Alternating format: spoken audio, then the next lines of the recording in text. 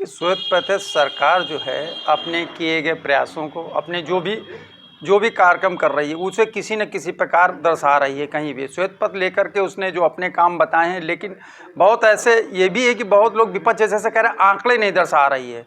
तो सरकार जो चाह रही वो कर रही, किसी न किसी प्रकार वो चर्चा में बने, क्योंकि आगामी लोकसभा चुनाव है। इसके चलते वो हर प्रकार से अपने आप को हाईलाइट करने के लिए, आपको बढ़ाने के लिए हर प्रकार का हर वो कार्य कर रही है, चाहे वो किसी प्रकार हो। देखिए, श्वेत पत्र माननीय वित्त मंत्री जी ने जो जारी किया वो सत्ता पक्ष की है। हकीकत ये है कि दोनों की आर्थिक नीतियां लगभग समान हैं, कोई इसमें रद्द-बदल नहीं है। अब ये है कि कांग्रेस को सत्ता से हटे काफ़ी दिन हो गए। 91 में जो सुधार लागू किए गए वो उसका लागू होने का समय है, और लागू होने के समय में यही इस समय इनकी सरकार है, तो अपनी उपलब्धि चाहे जो ले लें। हकीकत ये है कि प्राइवेटाइजेशन जो आज दिख रहा है कि प्राइवेट संस्थाओं को ज़्यादा महत्व देना, ये सब बनाया तो सब कांग्रेस ने है। और श्वेत पत्र लाना कोई बुरी बात थोड़ा है, इससे आकलन हो जाता है कि कामों का। एक तरफ श्वेत पत्र ला रहे हैं मोदी जी, एक तरफ ये कह रहे हैं कि मनमोहन सिंह जी बहुत अच्छे थे। तो ये सबको तय करना है कि वैसे श्वेत पत्र लाना कोई बुरी बात नहीं है। श्वेत पत्र लाएँ तो उनके कामों की समीक्षा हो जाएगी। देखिए, इस देश में जितने भी बड़े घोटाले हुए वो हमेशा कांग्रेस की सरकार के मध्य हुए हैं, चाहे वो दूरसंचार घोटाला हो, चाहे शेयर घोटाला रहा हो, चाहे भूपोष्ठ तोप घोटाला रहा हो। इनका घोटालों का इतिहास है और बड़ा रक्त रंजित इतिहास है कांग्रेस का। जब देश का बंटवारा हुआ तो पाकिस्तान की तरफ से लाशें भर के आ रही थी मालगाड़ी में, और यहाँ से लोग जा रहे थे, जा ही नहीं रहे थे बल्कि। तो इस देश को बांटने का भी काम कांग्रेस तब भी कर रही थी, आज भी कर रही है। रक्षा सौदों में दलाली काम कांग्रेस ने किया हमेशा। किसानों के ऊपर कभी ध्यान नहीं दिया कांग्रेस ने। मोदी गवर्नमेंट ने किसानों के लिए 3-3 हज़ार रुपये पेंशन की व्यवस्था की, जिससे किसान एक समृद्धि को अग्रसर हैं। और मुझे लगता है कि पूरे देश में हर तबके के लिए कुछ न कुछ इस सरकार ने किया है। तो मुझे लगता है कि श्वेत पत्र अवश्य लाना चाहिए था, और श्वेत पत्र का मैं स्वागत करता हूँ।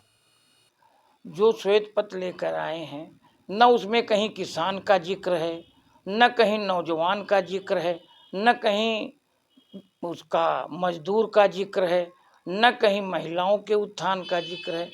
सिर्फ वो एक चुनावी घोषणा पत्र लेकर आए हैं। और कांग्रेस ने जो किया है, चाहे मनरेगा कांग्रेस लाई हो, चाहे कांग्रेस नौजवानों के लिए बेरोजगारी लाई हो, या किसान का कर्जा माफ़ किया हो कांग्रेस ने, इनके तो लोग किसानों पर, इनके मंत्री का पुत्र गाड़ी चढ़ा देता है किसान के ऊपर से। तो ये तो किसान विरोधी हैं।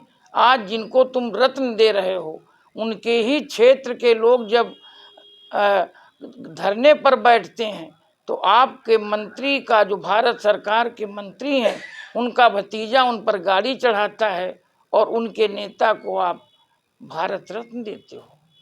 ये किसान विरोधी सरकार है। और इसमें, और जो इन्होंने, जो लोग रक्षा के लिए जाते थे, सेना में जाते थे, 30 साल सर्विस करते थे, फिर अपने घर आते थे तो पेंशन पाते थे, आज उन्होंने 30 साल को घटा करके 4 वर्ष कर दिया है। 4 वर्ष में कितने दिन वो ट्रेनिंग करेंगे, फिर 1 साल घर में रहेंगे। इनके प्रवक्ता कहते हैं कि जब वो आएंगे तो वो हमारी क्या नाम सिक्योरिटी करेंगे, हमको चाय नाश्ता लाएंगे। क्या सैनिक इस काम के लिए बनाए गए? देखिए, ये सच है कि मोदी सरकार के कार्यकाल में सरकार का जो ग्रोथ है वो बढ़ा है, इनका आर्थिक पक्ष मजबूत हुआ है, इस बात से कोई इनकार नहीं कर सकता है। मगर कांग्रेस पूरी तरह विफल थी, पूरी तरह नकारा था। मनमोहन सिंह की सरकार के पर आप आक्षेप लगा रहे हैं, तो मनमोहन की सरकार को आर्थिक रूप से अच्छा माना गया है, आर्थिक दृष्टिकोण से उनका कार्यकाल अच्छा रहा है। ये सच है कि उनके कार्यकाल में जो कुछ घोटाले हुए हैं, उन घोटालों को राजनीतिक दृष्टिकोण से अगर देखा जाए तो वो उतना पक्ष उनका वास्तव में गलत था। मगर मनमोहन आर्थिक अर्थशास्त्री थे, किस तरह देश की अर्थव्यवस्था को सुधार किया जाए, उन्होंने अच्छे तरीके से कार्य किया।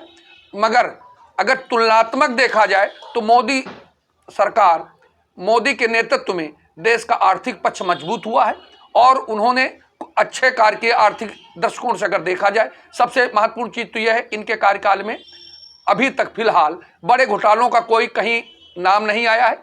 छोटा मोटे अलग लोग आरोप प्रत्यारोप लगावें, मगर यह सच है कि मोदी की सरकार और व्यक्तिगत मोदी और उत्तर प्रदेश के योगी को भी हम कहें तो ईमानदारी का इनका कोई जोड़ नहीं, और नेतृत्व अगर ईमानदार है तो निश्चित तौर पे सफलताएं, आर्थिक पक्ष मजबूत होगा।